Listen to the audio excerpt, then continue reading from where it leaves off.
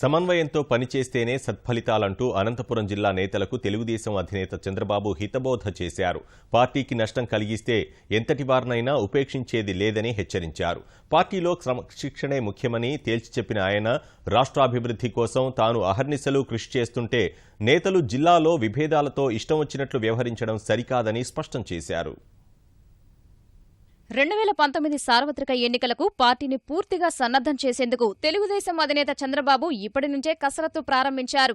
ప్రభుత్వం ఏర్పడి 3 ఏళ్లు పూర్తవడంతో పాటు ఎన్నికలకు ఇంకా 2 ఏళ్లే సమయం ఉన్నందున విభేదాలు వీడి కలిసి పనిచేయాలని క్యాడర్ను సమాయత్తం చేస్తున్నారు. నేరుగా తాను జోక్యం చేసుకుంటే తప్ప కొన్ని సమస్యలు పరిష్కారం కావని భావించిన ఆయన ప్రతి జిల్లాకు ప్రత్యేక సమయం కేటాయించేలా ప్రణాళిక సిద్ధం చేసుకున్నారు.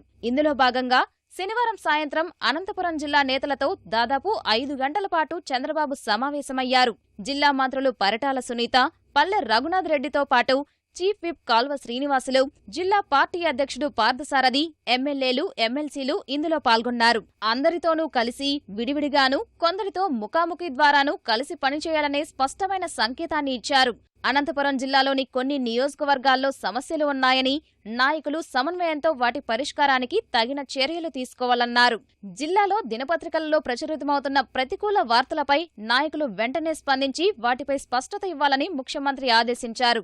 అనంతపురం ప్రజలు అనంతమైన ఉత్సాహంతో 12 స్థానాల్లో తెలుగుదేశం పార్టీనే గెలిపించిన విషయాన్ని గుర్తు చేసిన చంద్రబాబు వారి నమ్మకాన్ని నిలబెట్టాల్సిన బాధ్యత అందరిపైనా ఉందన్నారు. కరువు జిల్లా అయిన అనంతపురం అభివృద్ధికి ఎంతగానో కృషి చేస్తున్నామన్న ఆయన తనకు జిల్లా పట్ల అమితమైన ప్రేమ ఉందని తెలిపారు.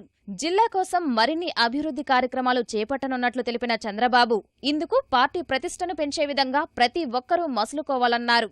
పార్టీలో క్రమశిక్షణే ముఖ్యమని, ఎవరు మీడియాకు వెళ్లి బహిరంగ విమర్శలు చేసినా, సభల్లో వ్యతిరేకంగా మాట్లాడినా చర్యలు తప్పవని హెచ్చరించారు.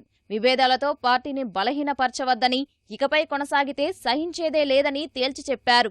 కొందరు నేతలతో చంద్రబాబు ముఖాముఖీలు నిర్వహించారు. వైకాపా నుంచి తెలుగుదేశంలో చేరిన కదిరి ఎమ్మెల్యే చాంద్ భాషా, తెదేపా నియోజకవర్గ బాధ్యుడు కందికుంట ప్రసాద్కు గట్టిగానే సూచనలు చేసినట్లు తెలిసింది. మంత్రి పరిటాల సునీత, ధర్మవరం ఎమ్మెల్యే వరదాపురం సూరీలు ఇకపై వివాదాలకు చెక్ పెట్టాల్సిందేనని ఆదేశించారు. జిల్లా పార్టీ అధ్యక్షుడు పార్థసారథి, ఎంపీ నిమ్మల కిష్టప్ప విభేదాలను వీడి కలిసి పనిచేయాలని హితబోధ చేసినట్లు తెలిసింది. ఇదే సమయంలో నేతలు చెప్పిన సమస్యలను విన్న చంద్రబాబు వాటికి పరిష్కార మార్గాలు సూచించినట్లు తెలిసింది.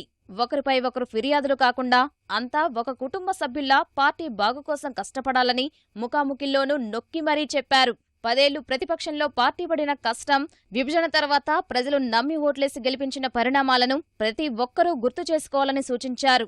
సోమవారం విశాఖ జిల్లా నేతలతోనూ అధినేత చంద్రబాబు ఇదే తరహా సమావేశం నిర్వహించనున్నారు.